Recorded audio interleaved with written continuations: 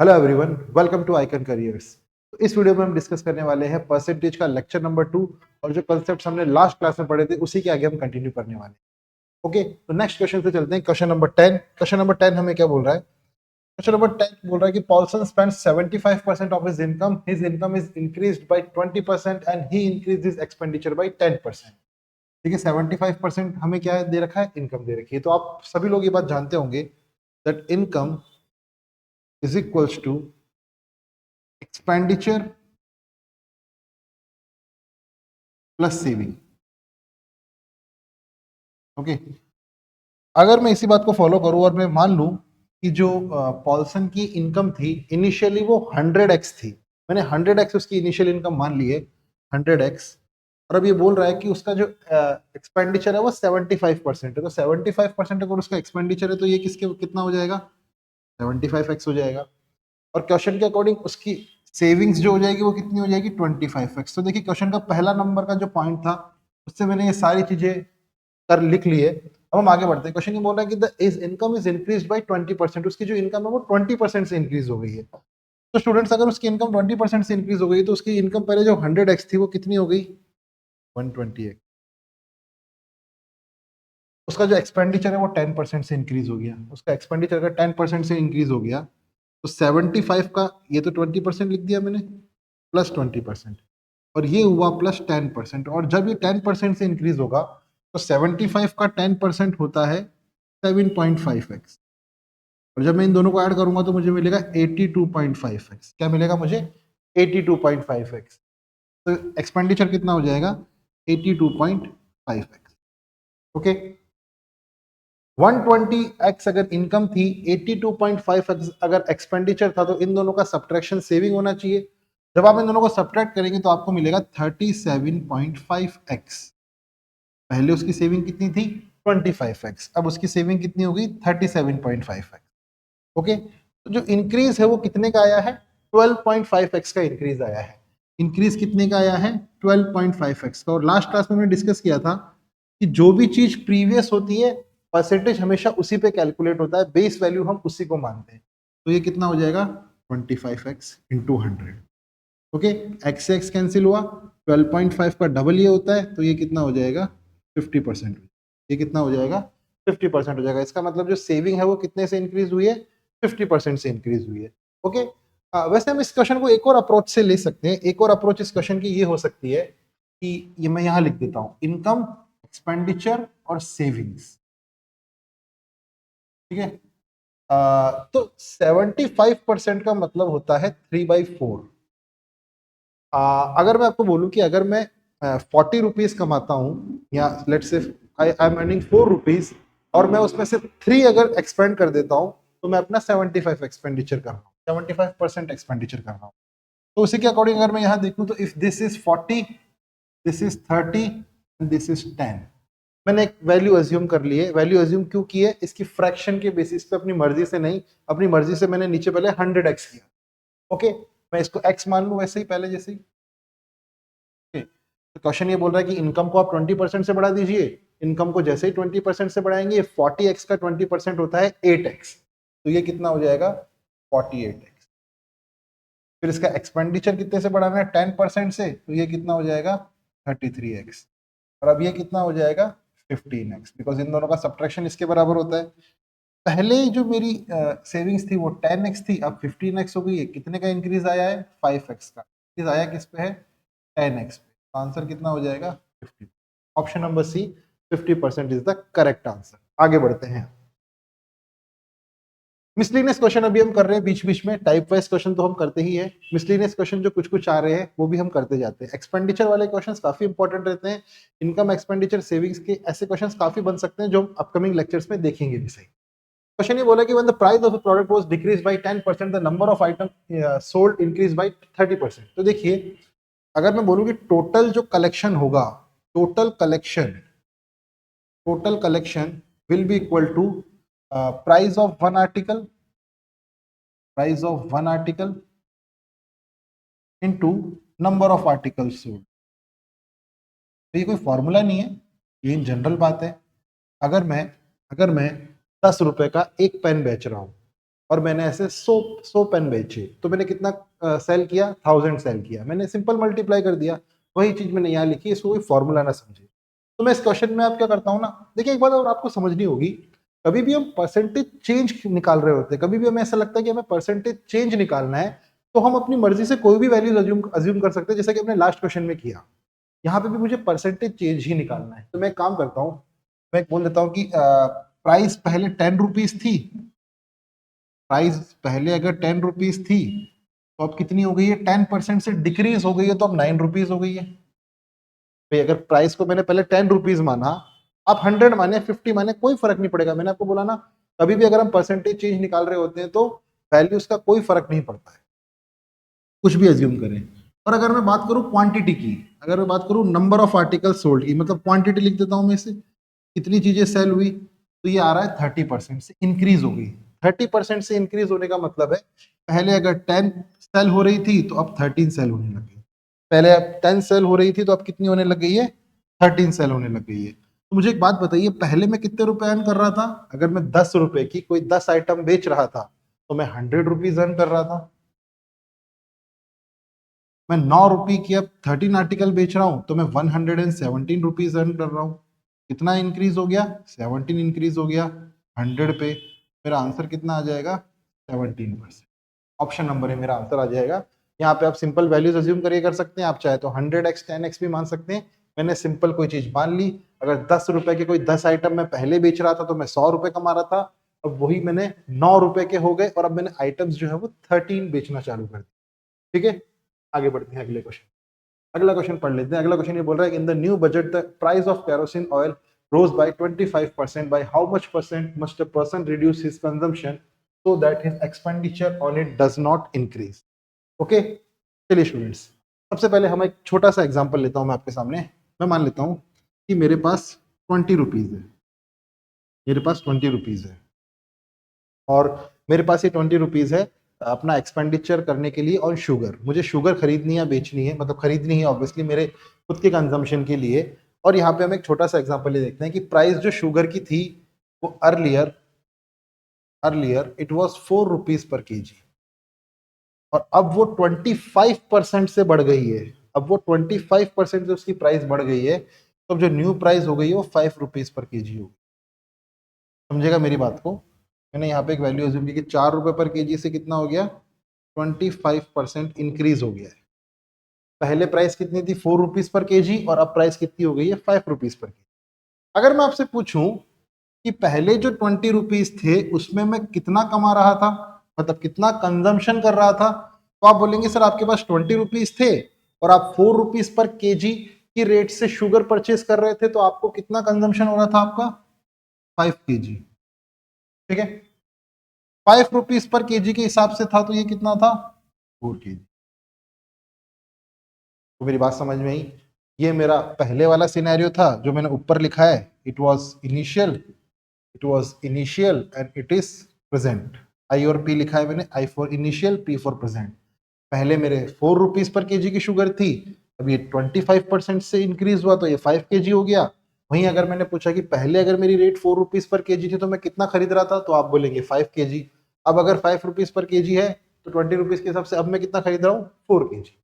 यहाँ पे जो मैं आपको बात बताना चाह रहा हूँ वो एक इंपॉर्टेंट बात है, वो ये है कि अगर कभी भी हमारा एक्सपेंडिचर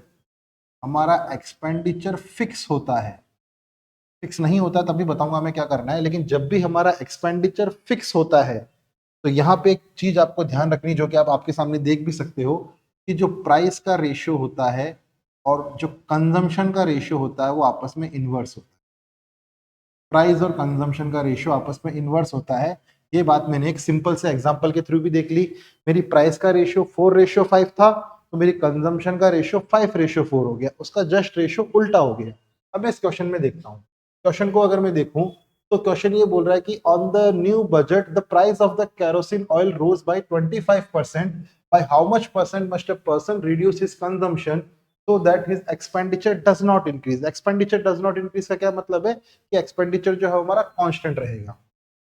मान लेते जो प्राइस थी वो पहले 100 थी और अब वो हो गई है 125। मैंने सिंपल मैंने 25% को 1/4 लेके मैं प्राइस 4 और 5 भी लिख सकता था, लेकिन मैंने बहुत चीज सिंपल रखी और मैंने बोला कि प्राइस अगर पहले 100 थी तो कितनी हो गई है, 125 हो। ओके, तो मुझे बताइए अगर मैं कंजम्पशन की बात करूं, कभी कभी कंजम्पशन की जगह हम क्वांटिटी वर्ड का भी यूज कर सकते हैं। कंजम्पशन और क्वांटिटी दोनों बात एक ही है। ये हो जाएगी 125 रेशो 100, 125 रेशो 100। ठीक है, कंजम्पशन में कितने का डिक्रीज आया है, 25 का डिक्रीज आया है। डिक्रीज कैलकुलेट किस पे होगा, इस वैल्यू पे होगा, इनटू 100।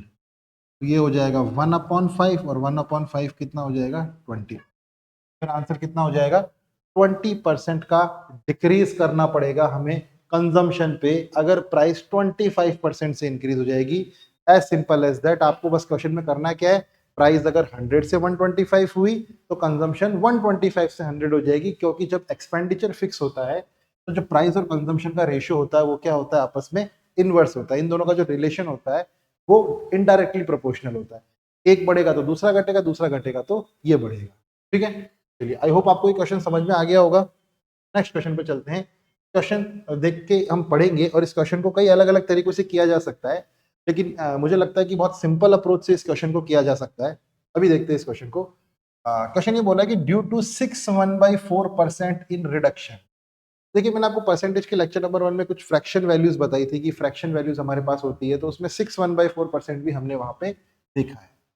तो बेसिकली जो 6/4% होता है का मतलब होता है 1/60।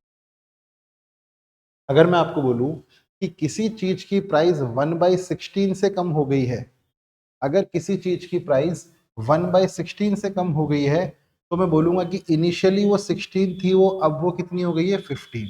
ये मैंने लिख लिया प्राइस का रेशियो। ये मैंने क्या लिख लिया, प्राइस का रेशियो। जैसे कि मैं आपको बोलूं कि अगर किसी चीज की प्राइस 1/10 से डिक्रीज हो गई है, अगर मैं आपको बोलूं कि किसी चीज की प्राइस 1/10 से डिक्रीज हो गई है, इसका मतलब पहले अगर वो 10 थी तो अब वो 9 हो गई है। अगर मैं बोलूं कि 2/5 से रिड्यूस हो गई है, मतलब पहले 5 थी और अब कितनी हो गई है, 3 हो गई है। क्वेश्चन ये बोल रहा है कि अच्छा हमारे पास प्राइस रिड्यूस हो गई। भाई देखिए, अगर मैं किसी शॉप पे जाता हूँ और मैं रेगुलर 100 रुपए उसको देता हूँ और शुगर लेता हूँ, एक दिन मान लीजिएगा शुगर की प्राइस कम हो गई तो मेरे को जो चीनी मिल रही है वो थोड़ी सी ज्यादा मिलेगी। मैं जो शुगर क्वांटिटी लूंगा वो थोड़ी सी ज्यादा लूंगा। वो ज्यादा मैं क्यों लूंगा, क्योंकि 6/4% से प्राइस अगर रिड्यूस हो गई है, तो 6/4% से जो प्राइस रिड्यूस हो गई है, तो मुझे कितना पैसा बचेगा, मुझे 120 का ही 6/4% बचेगा। 1/4% ऑफ 120 मुझे सेव होगा। मेरी बात को ध्यान से समझिएगा। मैं ये कहना चाह रहा हूं कि अगर मैं कोई चीज ले रहा हूं 100 रुपीज की किसी शॉप पे जाके, और एक दिन प्राइस 10% से रिड्यूस हो गया, तो शॉपकीपर मुझे वापस कितना पैसा देगा, वो देगा 100 रुपीज का 10%, क्योंकि मैं उसे 100 रुपीज देता था और क्योंकि वो चीज 10% से रिड्यूस हो गई तो वो मुझे उसी का 10% वापस दे देगा। अब क्वेश्चन के हिसाब से वो चीज कितने की ले रहा है, 120 रुपीज की ले रहा है, और 120 रुपीज का मुझे कितना परसेंट निकालना है, 6/4% निकालना है। इतना पैसा बचना चाहिए था क्योंकि शुगर की प्राइस कम हो गई है। 6/4% का मतलब होता है 1/16 इंटू 120। 4 से कट करूंगा 30 टाइम्स, 4 से कट करूंगा 4 टाइम्स, तो ये हो जाएगा 30/4। ये हो जाएगा 15/2। ये हो जाएगा 7.5 रुपीज। मतलब मुझे कितने रुपीज सेव होने, 7.5 रुपीज सेव होने। लेकिन मैंने क्या बोला, मुझे पैसे वापस मत दो, मुझे आप क्या करिए, इसके बदले शुगर दे दीजिए। तो शॉपकीपर ने मेरे को कितनी शुगर दे दी, 1 kg शुगर दे दी। इसका मतलब अभी जो प्राइस चल रहा है वो कितना चल रहा है, 7.5 रुपीज। 7.5 रुपीज पर केजी अभी रिड्यूस्ड प्राइस है, रिड्यूस्ड प्राइस। क्वेश्चन में ऑप्शन में वैसे यही दे रखा है, लेकिन अगर मैं आपसे पूछूं, क्वेश्चन में देखिए दो चीजें पूछी, ओरिजिनल एंड रिड्यूस्ड। अगर आपको ओरिजिनल रेट निकालनी तो आप समझिए मेरी बात, ये वाली प्राइस क्या थी, ओरिजिनल। मैंने आपको स्टार्टिंग में जो रेशियो लिखवाया था, ये वाली प्राइस ओरिजिनल थी और ये वाली प्राइस क्या थी, रिड्यूस्ड। ये वाली प्राइस क्या थी, रिड्यूस्ड। इस चीज की वैल्यू हम निकाल चुके हैं। 15 की वैल्यू कितनी आ रही है, 7.5 रुपीज पर केजी। तो 16 की वैल्यू कितनी आएगी, ये जब इसका हाफ हो गया, ये भी इसका हाफ हो जाएगा, 8 रुपीज पर। आप ऐसा भी कर सकते हैं, 15x is equal to 7.5, x is equal to 7.5 upon 15, तो x की वैल्यू आ जाएगी 1/2, और जब x की वैल्यू 1/2 आ जाएगी तो 16x की वैल्यू कितनी आ जाएगी, 16 इंटू 1/2। मेरी बात समझे? तो जो न्यू प्राइस है वो 7.5 रुपए है और जो ओल्ड प्राइस है वो 8 रुपीज है। 7.5 एंड 8 मेरी दोनों प्राइसेस आ जाएगी। इस क्वेश्चन को करने का सबसे अच्छा तरीका, आप इस क्वेश्चन के बड़े अजीब अजीब तरीके के सॉल्यूशन देख सकते हैं, लेकिन आपको कुछ नहीं करना है, आपको बस एक बात पे फोकस करना है कि मेरा पैसा कितना दे रहा हूँ 120, मेरा रिडक्शन कितने का हो रहा है 6.1/4% का, तो वो जो मुझे शुगर देने वाला है उसकी जो प्राइस है वो कितनी होगी, इस चीज का इतना %, और मेरा आंसर आ जाएगा। ठीक है, चलिए अब हम क्वेश्चन करने वाले क्वेश्चन नंबर 14। क्वेश्चन नंबर जो 14 है बेसिकली अब एक टाइप के हम क्वेश्चंस करने वाले हैं और इस टाइप को हम बोलते हैं वेन डायग्राम के टाइप्स। ठीक है, वेन डायग्राम के टाइप्स। तो थोड़ा हम डिटेल में समझ लेते हैं कि वेन डायग्राम के क्वेश्चंस कैसे होते हैं। वेन डायग्राम के क्वेश्चंस में हमें कुछ डेटा गिवन होता है और हम उसके बेसिस पे कुछ कैलकुलेशंस करते हैं। एक सिंपल सा एग्जांपल देता हूँ। मान लीजिए कि एक विलेज है, एक विलेज है के अंदर 50 पीपल रहते हैं, 50 पीपल रहते हैं। मैं बोलता हूँ कुछ लोगों के पास काऊ है, कुछ लोगों के पास बफेलो है और कुछ लोगों के पास काऊ प्लस बफेलो दोनों है। ठीक है, काऊ प्लस बफेलो दोनों है। तो बोलता हूँ काऊ प्लस बफेलो वाले 20 पीपल है, काऊ वाले 30 पीपल है और बफेलो वाले 25 पीपल है। तो आपको बताना है कि ऐसे कितने लोग हैं विलेज में जिनके पास एक भी कैटल नहीं है। ऐसे कितने लोग हैं जिनके पास एक भी कैटल नहीं है। ठीक है, तो हम देखने की कोशिश करते हैं। देखिए मान लीजिए अब इस डायग्राम में मैं क्या करूंगा, एक विलेज बनाता हूँ। ठीक है, ये विलेज हो गया, ये पूरा विलेज हो गया। इसके अंदर ये जो सर्कल है ये रिप्रेजेंट कर रहा है जितने लोगों के पास काऊ है, और ये ग्रीन वाला सर्कल रिप्रेजेंट कर रहा है कितने लोगों के पास बफेलो है। तो ये हो गया काऊ वाला, ये हो गया बफेलो। अब आप ये देख पा रहे होंगे कि इसके अंदर कुछ कॉमन पार्ट आ रहा है, ये वाला इसके अंदर जो कुछ कॉमन पार्ट आ रहा है, ये कॉमन पार्ट वो है लोग हैं जिनके पास काऊ भी है और जिनके पास बफेलो भी है। जिनके पास काऊ भी है, जिनके पास बफेलो भी है, ऐसे लोग हमारे पास कितने हैं, 20 लोग। ऐसे हमारे पास कितने लोग हैं, 20 पीपल। तो इस इन दोनों के इंटरसेक्शन, इसको मैथमेटिकली हम बोलते हैं इंटरसेक्शन, क्योंकि ये दोनों सर्कल ओवरलैप कर रहे हैं। मैं ये कहना चाह रहा हूँ कि इस रेड वाले सर्कल के अंदर जो भी लोग हैं उनके पास काऊ है, इस ग्रीन वाले सर्कल के अंदर जो भी लोग हैं उनके पास बफेलो है। लेकिन ये जब सर्कल दोनों एक दूसरे को ओवरलैप कर रहे हैं तो वो कितना आ रहा है, 20 आ रहा है। तो मुझे बताइए काऊ वाले टोटल लोग कितने, काऊ वाले टोटल लोग 30 है। तो 20 अगर इस वाले कॉमन रीजन ने ऑक्यूपाई कर लिए तो 10 पीपल यहाँ होंगे, अभी तो ये पूरा का पूरा 30 बनेगा। और अगर मैं बात करूं बफेलो वाले कितने, 25, तो ये पूरा ग्रीन सर्कल के अंदर 25 आने चाहिए थे, 20 यहीं आ गए, तो 5 कहाँ बचे, यहाँ बचे। तो अगर मैं आपसे पूछूं कि ये वाले पीपल कौन है, ये चीज किसे रिप्रेजेंट कर रही है, देखिए ये जो चीज है ना वो रिप्रेजेंट कर रही है ओनली काउ। ओनली काउ जितने लोगों के पास है। अगर मैं आपसे पूछूं कितने लोग ऐसे हैं जिनके पास केवल और केवल काउ है, तो आप बोलोगे 10 लोग ऐसे हैं जिनके पास ओनली काउ है। मैं पूछूं आपसे कितने लोग ऐसे हैं जिनके पास ओनली बफेलो है, केवल और केवल बफेलो है, आप बोलोगे 10 लोग ऐसे हैं जिनके पास केवल और केवल क्या है, बफेलो। ठीक है, अब इन तीनों का सम कितना आ रहा है, इन तीनों का सम 35 आ रहा है। मतलब इस 35 के अलावा इस सर्कल के अंदर जितने भी लोग आ रहे हैं उन सबके पास एक ना एक कैटल तो जरूर है। लेकिन इस सर्कल के अंदर जो लोग नहीं आए हैं उनके पास एक भी कैटल नहीं है, और वो लोग कितने हैं, अब इन सबका सम हो गया कितना, 50, जो कि पूरे गांव की पॉपुलेशन है। तो अगर मैं आपसे पूछूं कि ऐसे कितने लोग हैं जिनके पास एक भी जानवर नहीं है, एक भी कैटल नहीं है, तो आप बोलोगे 15 पीपल जो है उनके पास कुछ भी नहीं है। 10 पीपल के पास ओनली काउ है ना, 5 पीपल के पास ओनली बफेलो है, 20 पीपल के पास बोथ काउ एंड बफेलो है, एंड 35 पीपल जो है उनके पास दोनों में से कुछ ना कुछ जरूर है। ठीक बात है, मेरी बात समझ आ रही है आप लोगों को? चलिए ये तो एग्जांपल हुआ। अब मैं आपको समझाता हूं इस क्वेश्चन के थ्रू। इस क्वेश्चन के थ्रू हम समझने की कोशिश करते हैं कि यहाँ पे हो क्या रहा है। चलिए, तो सबसे पहली बात, क्वेश्चन में हमको बोला गया है कि in an examination 35% of the student failed in Hindi और 45% इंग्लिश में फेल हुए और 20% दोनों में फेल हुए। तो मैं काम करता हूँ, एक वेन डायग्राम बनाता हूँ। मैंने एक बनाया वेन डायग्राम। इस चीज को जो डायग्राम में बना रहा हूँ इसे वेन डायग्राम बोलते हैं। अब इसके अंदर है हिंदी के फेल होने वाले बच्चे। ये जो सर्कल है ना, इस सर्कल के अंदर जो भी लोग आए हैं वो हिंदी में फेल हुए हैं। ये जो बॉक्स बनाया ना मैंने रेक्टेंगल, ये तो क्लास को रिप्रेजेंट कर रहा है कि पूरी क्लास में कितने लोग हैं, जितने भी लोग हैं सारा हिसाब किताब इसी के अंदर होगा। अब मैं यहाँ पे अगर बोलता हूँ कि इसके अंदर कितने लोग हैं, तो आप बोलोगे हिंदी में फेल होने वाले। और क्या मैं पहले ही देख लेता हूँ कि क्या ये दोनों जो सर्कल है वो एक दूसरे से टकरा रहे हैं क्या, क्या इसमें कुछ ओवरलैपिंग आ रही है, तो यस इसके अंदर ओवरलैपिंग आ रही है। तो ये चीज यहाँ बना दूंगा मैं। तो ये हो गया मेरे हिंदी वाले बच्चे जो फेल हुए हैं, और ये हुए मेरे इंग्लिश वाले बच्चे जो फेल हुए हैं। ये दोनों ओवरलैप कर रहे हैं, ऐसा मुझे क्यों पता लगा, ऐसा मुझे क्वेश्चन देख के पता लगा। ठीक है, तो 20% बच्चे यहाँ आ गए। मुझे बताइए हिंदी पूरा सर्कल कितना है, हिंदी की पूरी वैल्यू 35 है, हिंदी की पूरी वैल्यू 35 है, तो ये 20 है, तो ये कितना होगा, क्योंकि ये पूरी चीज जो है ना 35% के बराबर है, जैसा क्वेश्चन में मुझे दिया है। और 20% ऑलरेडी ये वाला पार्ट ले चुका है, क्योंकि हमें ये भी क्वेश्चन में दिया हुआ है, क्योंकि ये कहना चाह रहा है जो कॉमन वाला पार्ट है ना वो 20% है, तो बचा हुआ कितना हो गया 15%। ठीक है, अब ये वाला पार्ट अगर पूरा का पूरा 45 है तो ये 20 है, तो ये कितना होगा, ये पूरा का पूरा पार्ट अगर 45 है तो ये 20 है, तो ये 25 होगा।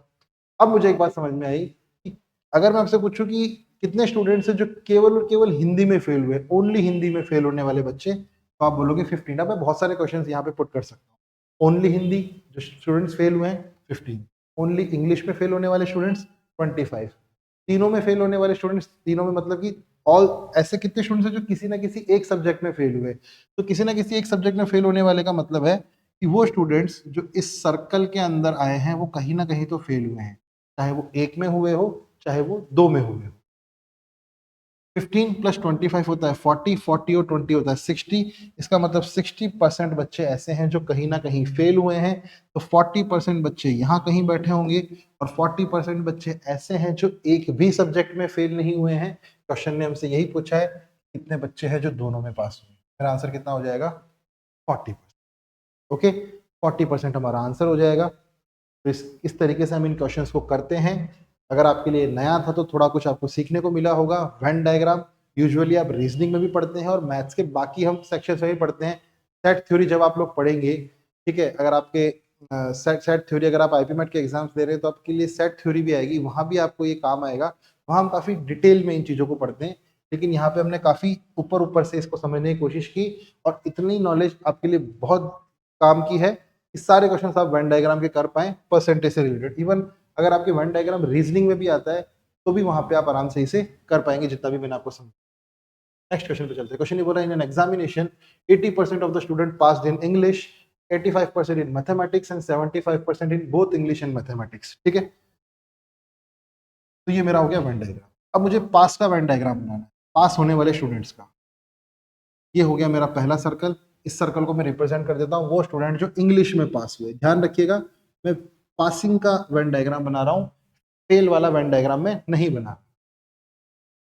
85% मैथ्स में और 75% दोनों में। मैं पहले ही मैंने क्वेश्चन में पढ़ के देख लिया कि 75% दोनों में पास हो रहे हैं, मतलब ये मैथ्स है। ठीक है, तो इन दोनों का जो कॉमन पार्ट है वो 75% है। इन दोनों का जो कॉमन पार्ट है वो 75%। ठीक है, ये मैंने सबसे पहले कॉमन पार्ट ही फिल करते हैं। अब क्वेश्चन ये बोला है कि 80% of the students pass in English, 80% English में पास हुए। तो भाई ये वाला जो पूरा सर्कल है इंग्लिश वाला, ये कितना परसेंटेज होना चाहिए, 80% होना चाहिए।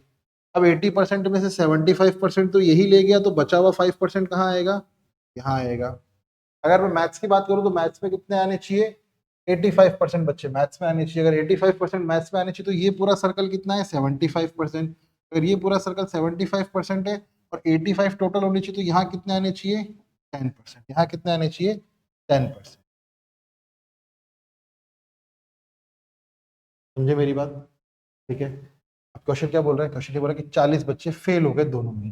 देखिए इस सर्कल के अंदर मैं वापस हाइलाइटर ले लेता हूँ, और हाइलाइटर से मुझे एक बात समझ में आएगी कि अगर बच्चा इस दोनों सर्कल में से किसी एक में भी है, मतलब इन दोनों सर्कल के अंदर में से किसी एक में भी है, मतलब वो किसी ना किसी में तो पास हुआ है, चाहे वो इंग्लिश में पास हुआ हो चाहे वो मैथ्स में पास हुआ हो। अगर वो इन दोनों ही सर्कल में नहीं है, इसका मतलब वो दोनों में ही पास नहीं हुआ है, मतलब वो दोनों में फेल हुआ है। 75 और 10 को मैं ऐड करता हूँ तो मुझे मिलता है 90। ये हो जाएगा 10%, मतलब 10% बच्चे ऐसे हैं जो क्या हुआ, दोनों में फेल हुए। ये क्या है, फेल्ड इन बोथ। और क्वेश्चन के अकॉर्डिंग इस चीज की वैल्यू कितनी दे रखी है, 40 दे रखी है। 10% की वैल्यू किसके बराबर दे रखी है 40 के, 1% की वैल्यू 4 के, और 100% की वैल्यू किसके बराबर है 400 की। और 100% का मतलब टोटल कितने बच्चे पढ़ रहे हैं, तो टोटल नंबर ऑफ स्टूडेंट्स कितने हो गए 400। आई होप आप ये क्वेश्चन समझ पाए होंगे। अगर कभी वो हमसे परसेंटेज पूछता है जैसा कि प्रीवियस क्वेश्चन में पूछा था तो हम परसेंटेज निकाल देंगे, और कभी वो एक्चुअल वैल्यूज पूछता है तो भी हम बड़ी इजीली एक्चुअल वैल्यू निकाल लेंगे। ठीक है, आगे बढ़ते हैं अगले क्वेश्चन पे। ठीक है, ये वाला क्वेश्चन हम करेंगे, इस वाले कंसेप्ट में हम अभी आए नहीं है, इस वाले कंसेप्ट में भी नहीं है, ये वाला कंसेप्ट हम अभी नहीं कर रहे, कुछ कुछ क्वेश्चन हम देख लेते हैं और चलिए आगे बढ़ेंगे। अभी हम इलेक्शन वाले टाइप पे नहीं, ये वाला क्वेश्चन है ना, मैं आपको बिल्कुल सीक्वेंस वाइज कराता जाऊंगा क्वेश्चंस की कैसे कैसे हम आगे बढ़ने वाले हैं। तो ये वाला क्वेश्चन अगर हम देखेंगे तो रोहित ने अपनी सैलरी स्पेंड की 40% ऑन फूड, 40% फूड पे स्पेंड की है ना, 40% फूड पे स्पेंड कर चुका है, और 20% हाउस रेंट पे, 10% एंटरटेनमेंट पे, और 10% कन्वीनियंस पे। उसकी saving at the end of the month is 1500। देखिए रोहित की सैलरी मान लीजिए अगर 100x थी, रोहित की सैलरी अगर 100x थी, ठीक है, तो उसने 40x कहाँ पे खर्च कर दिया फूड पे, 20x कहाँ पे खर्च कर दिया रेंट पे, 10% कहाँ पे खर्च कर दिया एंटरटेनमेंट, और 10% अपने ट्रांसपोर्ट पे खर्च कर दिया। तो अगर आप देखेंगे तो वो जो रोहित है वो अपनी सैलरी का कितना परसेंट खर्च कर चुका है, अपनी सैलरी का 80% खर्च कर चुका है, 80x वो ऑलरेडी खर्च कर चुका है।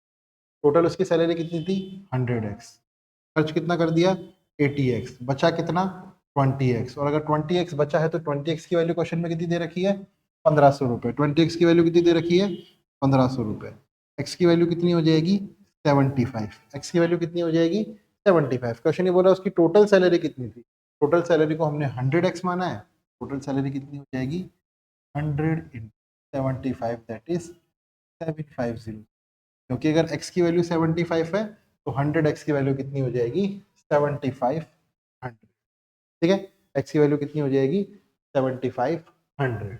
ओके, चलिए नोट कर लीजिए इस क्वेश्चन को।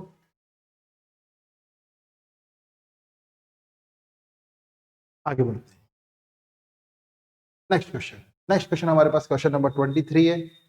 23 क्वेश्चन में हम देखेंगे कि क्या होने वाला है। 23 क्वेश्चन ये बोल रहा है कि Aman gave 40% of the amount he had to Rohan. अब देखिए एक मिसलिनियस क्वेश्चन है, ऐसे क्वेश्चन का पर्पस होता है आप क्वेश्चन पढ़े, उसकी इक्वेशन बनाए और उसे सॉल्व कर दे। बहुत अलग अलग तरीके हो सकते हैं इस क्वेश्चन को सॉल्व करने के।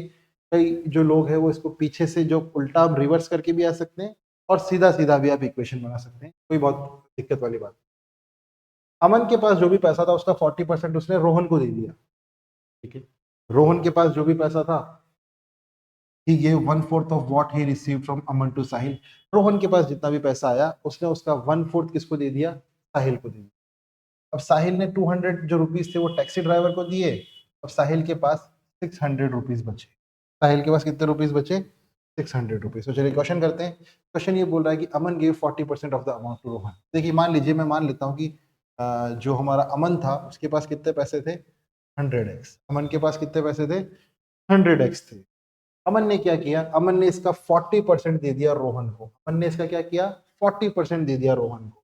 अगर इसने रोहन को 40% दे दिया तो ये हो जाएगा 40x, क्योंकि इस चीज का 40% हमने दिया है किसको अमन को, 40% हमने किसको दिया है अमन को। रोहन के पास जितना भी पैसा था उसका 1/4 उसने किसको दे दिया साहिल को, उसने उसका 1/4 दे दिया साहिल को। तो 40x का 1/4 कितना होता है 10x। तो साहिल को कितना मिल गया है 10x मिल गया है, साहिल को कितना मिला है 10x मिला। और साहिल ने अब इसमें से 200 रुपीज टैक्सी ड्राइवर को दे दिए। साहिल के पास अभी कितना पैसा है 10x, 10x में से उसने टैक्सी ड्राइवर को कितना दे दिया 200। अब साहिल के पास कितना पैसा बचा 10x में से 200 माइनस कर दिया, और अब साहिल के पास बचा है 600 रुपीज। 10x में से 200 माइनस कर दिया और अब साहिल के पास कितना बचा है 600 रुपीज। तो 10x की वैल्यू कितनी हो जाएगी 800 रुपीज। तो x की वैल्यू हो जाएगी 80 रुपीज। हमें वैल्यू किसकी निकालनी है टोटल अमन के पास कितने पैसे थे, अमन के पास थे 100x, x की वैल्यू जब 80 है तो 100x की वैल्यू कितनी हो जाएगी 8000 रुपये। 8000 रुपये मेरे पास किसके पास हो जाएंगे, ये मेरा आंसर हो जाएगा, ये मेरा क्या हो जाएगा आंसर हो जाएगा।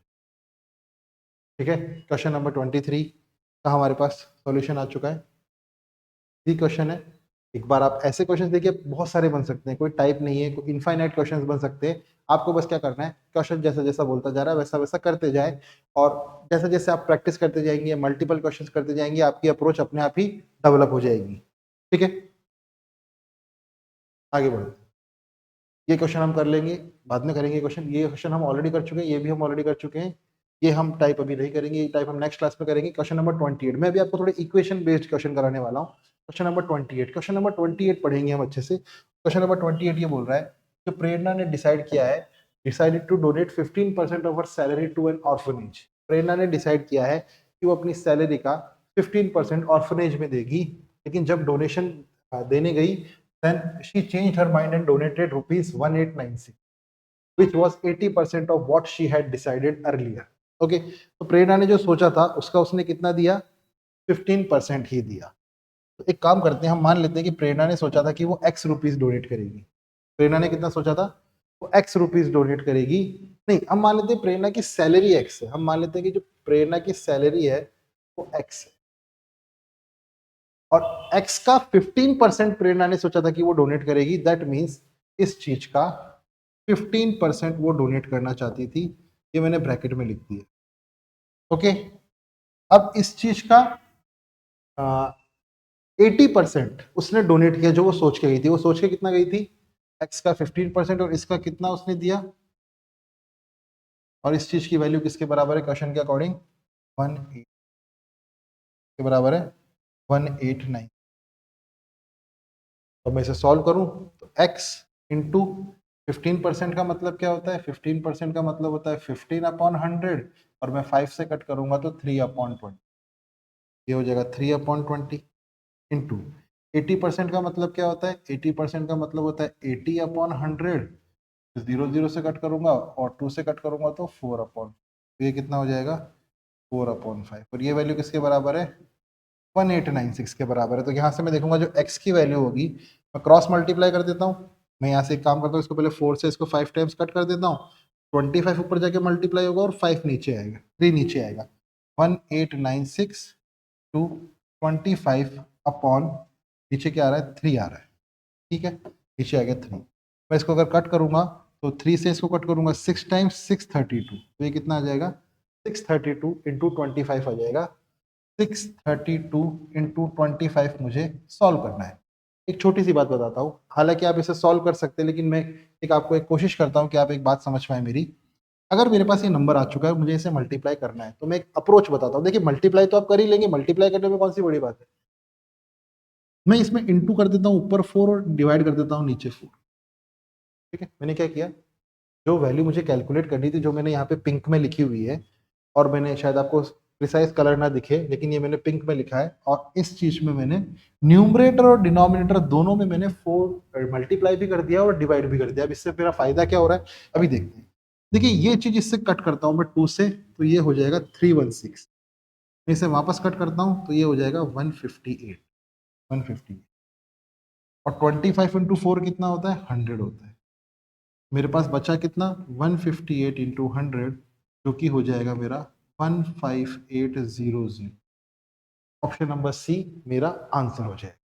ठीक है, तो हमने यहाँ पे क्या एक तरीका सीखा कि कभी हमारे पास 25 के अंदर एक ऐसा नंबर मल्टीप्लाई हो रहा हो जो कि 4 से डिविजिबल है, तो हम उसे इस तरीके से अप्रोच करके निकाल सकते हैं। ठीक है, आगे बढ़ेंगे। अब हम ये टाइप अभी हम नहीं कर रहे हैं, दिस टाइप, दिस ये हम करने की कोशिश करते हैं। क्वेश्चन नंबर 30 पढ़ेंगे। इलेक्शन का एक क्वेश्चन है, और ऐसा कंसेप्ट हम पढ़ चुके हैं, ऐसा कंसेप्ट हम पढ़ चुके हैं। ठीक है, क्वेश्चन ये बोल रहा है कि in college election fought between two candidates, one candidate got 55% of the total valid vote, 15% of the votes were invalid, 15% of the votes were invalid if the total votes were 15200। तो total votes question में कितने दे रखे हैं, 15200। ये हमारे total votes है, मतलब जितने भी लोग टोटल वोट डालने वाले थे वो कितने थे, 15200। ठीक है, इसमें से 15% क्या थे, इनवैलिड थे। इसमें से 15% अगर इनवैलिड थे तो वैलिड कितने थे, 85%। अगर मैं आपको बोलता हूँ कि मेरे पास पिज्जा है और उसमें से 10% पिज्जा खराब हो गया है, तो आप बोलोगे सर आपके पास 90% जो पिज्जा है वो अच्छा है। तो बोलो मेरे पास एक पिज्जा है, उसमें से 75% पिज्जा अच्छा है, तो खराब कितना है? 25%। 100 में से माइनस कर लेंगे। इसका मतलब 15200 इंटू 85%, और इसको हमें मल्टीप्लाई किससे करना है? अब ये तो हो गए टोटल वैलिड वोट्स। अब ये कितने हो गए? टोटल कितने हो गए? Valid votes. ओके, अब मुझे क्या करना है, इसमें से जो विनर को मिले हैं वो कितने मिले हैं? विनर को मिले हैं, वो मिले हैं 55% वोट। इन वोट्स में से, इन वोट्स में से विनर को मिले हैं 55%, और जो लूजर है उसको मिले हैं 45। इस चीज का 45% अगर मैं कैलकुलेट करूंगा, क्वेश्चन मुझसे वही पूछ रहा है। ठीक है, क्वेश्चन मुझसे क्या पूछ रहा है? 15200 इंटू 85%। देखिए 85% का मतलब होता है 85/100, और मैं 5 से कट करूंगा तो 17/20,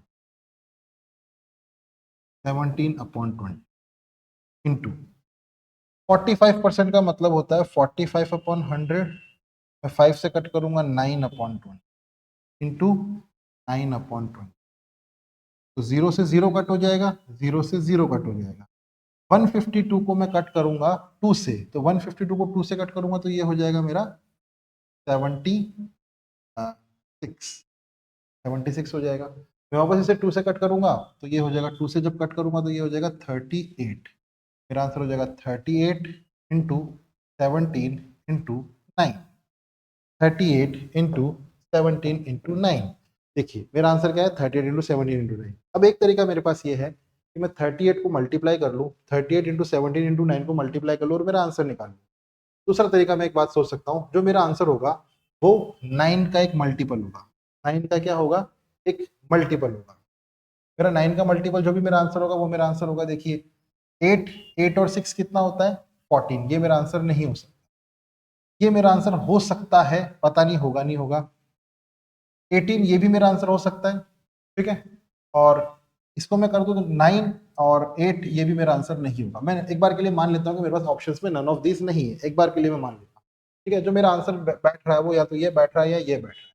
अब मेरा जो आंसर होगा वो 17 का भी एक मल्टीपल होना चाहिए। मेरा आंसर 17 का भी एक मल्टीपल होना चाहिए। तो 6840 को क्या मैं 17 से डिवाइड कर सकता हूँ? 17 4 68 होता है, मतलब ये भी मेरा आंसर नहीं होगा। अब मैं इसको करके देख लेता हूँ, अगर ये 17 से डिवाइड हो रहा है, 5814 को मैं 17 से डिवाइड करूंगा, 17 की 3 बार टेबल में 51 आ गया, ये 7 आ गया, ये 1 आ गया। 17 की जब मैं 4 बार टेबल पढ़ूंगा तो कितना आ गया? 68 आ गया, और ये 3 आ गया, और ये 4 आ गया। 2 टाइम्स टेबल पढ़ा तो 34 आ गया, और ये मेरा आंसर ये ऑप्शन है। मैंने एक बार के लिए ये मान लिया है कि ऑप्शंस में नन ऑफ दिस नहीं था, जो कि काफी एग्जाम्स में नहीं होता है। 4 ही ऑप्शंस होते हैं, 5 ऑप्शंस नहीं होते। और नन ऑफ दिस अगर होता तो हम क्या करते? मैं काम करता, मैं 19 से भी चेक कर लेता। इसे 19 से अगर मैं चेक कर लेता और 19 से भी ये हो रहा है, अब देखिएगा करके ये हो रहा है 19 से, मैं देख पा रहा हूँ क्योंकि 3 टाइम्स में टेबल पढ़ूंगा तो 57 आएगा, फिर 114 आएगा, और 114 भी 19 के टेबल में आता है क्योंकि 38 में 19 है, 38 के अंदर 19 है। तो मैंने 9 से भी चेक कर लिया, 70 से भी चेक कर लिया, और 90 70 से भी चेक कर लिया, और 90 से भी चेक कर लिया। अब आपके दिमाग में ख्याल ये आ सकता है कि सर इतना चेक करने से अच्छा हम कैलकुलेट ही कर ले। देखिए मैंने आपके सामने ये डिवाइड करके देखा है, लेकिन मैंने देखेगा मैंने 19 का जब डिवाइड किया तब मैंने ऐसा कुछ नहीं बनाया, मैंने 19 का वैसे ही डिवाइड कर लिया। इसीलिए आपको बताया जाता है कि आपको 20 तक की टेबल्स अगर अच्छे से याद है और आप उसे अप्लाई कर सकते हो तो आपकी कैलकुलेशन बहुत फास्ट हो जाएगी। आपको इसको कैलकुलेट करने की जरूरत नहीं पड़ेगी। वरना आप क्या करते? 153 इंटू 38 ये करते, आपका आंसर। ठीक है, एक और तरीका छोटा सा जो मैं लगा सकता था इस क्वेश्चन को करने के लिए, यूनिट डिजिट निकालना। दुनिया का ऐसा कोई भी नंबर जिसे 153 और 38 से डिवाइड होगा, उसके लास्ट में 3 एंड 8 आ रहा है, और 3 एंड 8 कभी भी मल्टीप्लाई होंगे तो आखिर में कितना आएगा? 4 आएगा। ये ऑप्शन मेरा आंसर नहीं हो सकता, ये ऑप्शन मेरा आंसर नहीं हो सकता, ये ऑप्शन मेरा आंसर नहीं हो सकता। मेरा आंसर या तो नन ऑफ दीज होगा या ये होगा। मेरे पास बहुत अगर कम टाइम होता तो मैं जल्दी से फटाक से 9 की अपनी डिविजिबिलिटी चेक करता और इसको ऑप्शन को टिक कर लेता। अगर मेरे पास ज्यादा टाइम होता तो मैं दूसरी डिविजिबिलिटी भी चेक करता, क्योंकि कई बार आपके पास ऐसा होगा ऑप्शंस में कि एग्जामिनर आपके ऑप्शंस ऐसे सेट करेगा कि आपने अगर थोड़ी सी माइन्यूट ऑब्जर्वेशन कर ली ना तो आपको कैलकुलेशन करने की जरूरत नहीं पड़ेगी। तो क्वेश्चन नंबर 30 ने हमें वही समझाया है। ठीक है, चलिए आगे बढ़ते हैं। क्वेश्चन नंबर 31, क्वेश्चन नंबर 31 पढ़ेंगे आप सभी लोग। क्वेश्चन नंबर 31 क्या कहना चाह रहा है? Question number 31,